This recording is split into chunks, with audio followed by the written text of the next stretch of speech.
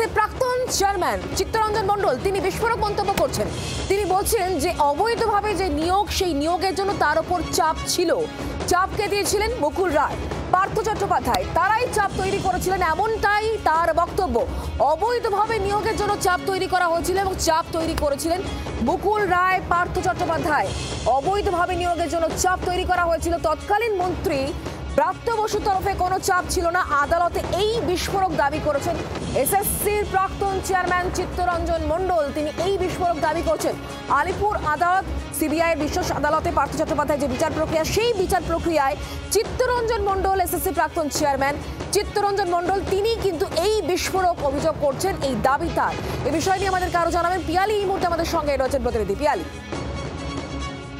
আজকে আলিপুরের সিবিআই বিশেষ আদালতে এসএসসি মামলায় পার্থ চট্টোপাধ্যায় সহ বাকি অভিযুক্তদের বিচার প্রক্রিয়া শুরু হয়েছে এবং সেই বিচারে প্রথম সাক্ষী ছিলেন এসএসসির প্রাক্তন চেয়ারম্যান চিত্তরঞ্জন মণ্ডল। এবং সেখানেই সিবিআই এর প্রশ্ন উত্তরে দিতে গিয়ে তিনি যেটা দাবি করেন যে তিনি পদে থাকাকালীন মুকুল রায়, পার্থ চট্টোপাধ্যায়রা তার উপর চাপ তৈরি করেছিল অবৈধভাবে নিয়োগের জন্য।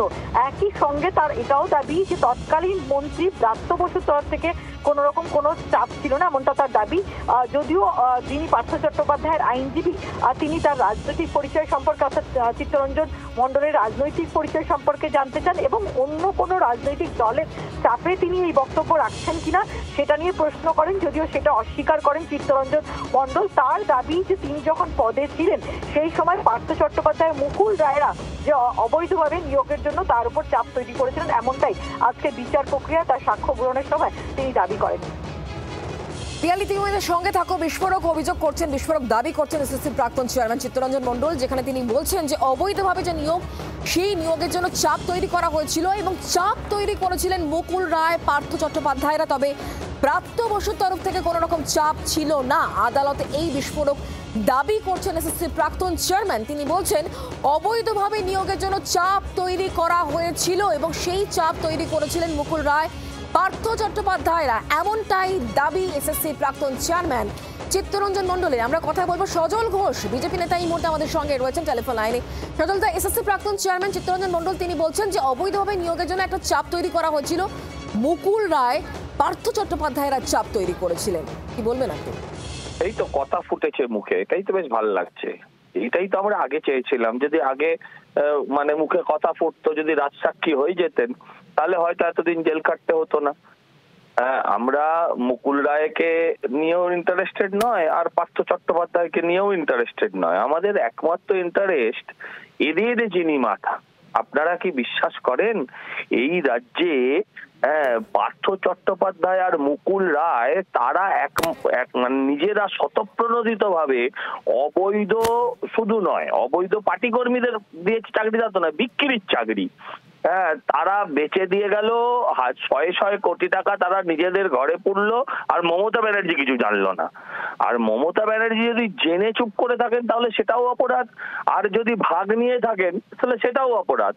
দুটো কারণেই শাস্তি হওয়া উচিত। তাই আমরা পার্থ চট্টোপাধ্যায় কিংবা মুকুল রায় কিংবা এই কি মন্ডল ফন্ডল এসব নিয়ে আমরা ইন্টারেস্টেড নয়, বা ওদের সমস্ত বাজারে কিছু দালাল আছে, জীবন কৃষ্ণ, কুন্তল, এদের নিয়ে ইন্টারেস্টেড না। আমরা চাই এদের মাথা পিসি ভাইপো, যারা অফিসিয়ালি টাকা তুলেছিল, পার্টি ফান্ড গড়বার নাম করে নিজেদের ফান্ড তৈরি করেছিল, এইভাবে তাদেরকে আমরা বিহাইন্ড দা বার দেখতে চাই।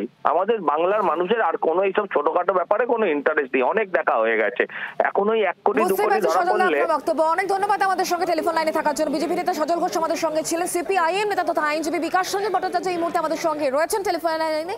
বিকাশ রঞ্জন বাবু, চিত্তরঞ্জন মণ্ডল এসএসসি প্রাক্তন চেয়ারম্যান তিনি বলছেন যে অবৈধভাবে নিয়োগের জন্য একটা চাপ ছিল, চাপ তৈরি করেছিলেন মুকুল রায়, পার্থ চট্টোপাধ্যায়রা, এই বক্তব্য তার। কি বলবেন আপনি? উনি সত্য কথা বলেছেন। আমি তো আগেই বলেছিলাম যে ট্রায়াল শুরু হলে আরো অনেক মজার মজার তথ্য বেরোবে। সত্য কথা বলেছেন। এখন যারা আছেন তারা আরো সত্য কথা বলবেন। এবং এটা তো বুঝতে কোনো অসুবিধা হয় না যে মুকুল রায় এবং পার্থ চট্টোপাধ্যায় তারাই ছিল তৃণমূলের ডেপুটি নিয়ন্ত্রক। প্রথম নিয়ন্ত্রক তো মমতা, এবং এই সমস্ত কাজগুলো যে তার পরামর্শ হয়েছে এটাই তো আসল সত্য। এ তো আমরা আদালতে বহুবার কথা বলেছি, এবং এই ট্রায়াল হতে হতেই আসল সত্যটা সামনে আসবে। কান টানলে মাথা আসবে বহুবার আপনারাই বলেছেন, কান বরাবর করে টানা হচ্ছে কিন্তু মাথা পর্যন্ত পৌঁছানো যাচ্ছে না কেন বলে মাথা এখন গড়গড় করছে। আমি বলছি তো বেশি দিন আর মাথা থাকবে না, কারণ ইতিমধ্যেই তো বলতে শুরু করেছেন আমার শরীরে কিছু নেই, মাথায় আমার গিলু নেই, হাতে আমার হাড় নেই, আমি একটা জ্বলন্ত লাশ না জীবন্ত লাশ, সেটা এখন পুরন্ত লাশে পরিণত হবে আস্তে আস্তে। ধন্যবাদ বিকাশ রঞ্জন বাবু আমাদের সঙ্গে টেলিফোন লাইনে থাকার জন্য। তৃণমূল কংগ্রেস নেতা অরূপ চক্রবর্তী এই মুহূর্তে আমাদের সঙ্গে রয়েছেন টেলিফোন লাইনে। অরূপ দা, চিত্তরঞ্জন মণ্ডল এসএসসি প্রাক্তন চেয়ারম্যান, তিনি আজ দাবি করছেন এটাই কোর্টে যে অবৈধভাবে নিয়োগের জন্য একটা চাপ ছিল তার উপর, এবং সেই চাপ ছিল মুকুল রায়ের তরফ থেকে, সেই চাপ ছিল পার্থ চট্টোপাধ্যায়ের তরফ থেকে। এই বক্তব্য যখন সামনে আসছে তখন বিরোধীরা একটা কথাই বলছে যে এবার কিন্তু একেবারে উৎসে পৌঁছানো দরকার, কান টানা হয়েছে, মাথা পর্যন্ত চলেই আসবে, আর কিছু সময়ের অপেক্ষা। কি বলবেন আপনি? দেখুন, প্রথম কথা, যে দুজনের নামে উনি বলছেন তাদের মধ্যে একজন লাস্ট 3 বছর ধরে সিবিআই এর হাতে কাস্টাডিতে রয়েছেন। সিবিআই তাকে ইন্টারোগেশন করছে এবং এই তথ্য তিনি আজকে দিচ্ছেন তা নয়, এর আগেও তিনি একাধিকবার এই তথ্য দিয়েছেন। তাহলে সিবিআই ফাইনাল চার্জশিটে সেগুলো ইনক্লুড করছে বা না করছে, তাহলে একটার পর একটা মামলায় পার্থ চ্যাটার্জি জামিন পাচ্ছেন কেন? প্রথম প্রশ্নটা এখানেই ওঠে। দ্বিতীয় প্রশ্ন, যে মুকুল রায় যদি জেনে থাকেন, প্রথম মুকুলবাবু এখন শারীরিকভাবে অসুস্থ, ওনার আরোগ্য কামনা করছি। মুকুলবাবু বিজেপিতে গিয়েছিলেন, বিজেপিতে থাকাকালীন তিনি বিধায়ক হয়েছেন, তিনি কি তার দল বা কেন্দ্রীয় সরকারের যারা স্বরাষ্ট্র মন্ত্রকের পক্ষে বা প্রাইম মিনিস্টারের অফিসের পক্ষ থেকে যারা সিবিআই বা ইডির দ্বন্দ্বমুন্দের কর্তা, তাদের কাছে সেই তথ্য পাঠান করেছিলেন? যদি না করে থাকেন তাহলে মুকুল রায় কি তখন নিজেকে বাঁচানোর জন্য গিয়েছিলেন, নাকি শুভেন্দু অধিকারী যেরকম ভাবে দল বদলিয়ে আসলে নিজেকে সেফগার্ড করার জন্য বিজেপিতে গিয়ে লিডার অফ অপোজিশন হয়েছেন সেই জন্য গিয়েছিলেন? চিত্তরঞ্জন বাবু যে কথাগুলো বলছেন কোনোটাই নতুন কথা নয়। তদন্ত চলছে, তদন্তের ফাইনাল আউটকাম এখনো আসেনি, কিন্তু তার আগেই স্পেকুলেশন করে কাজের কাজ কিছু হচ্ছে না।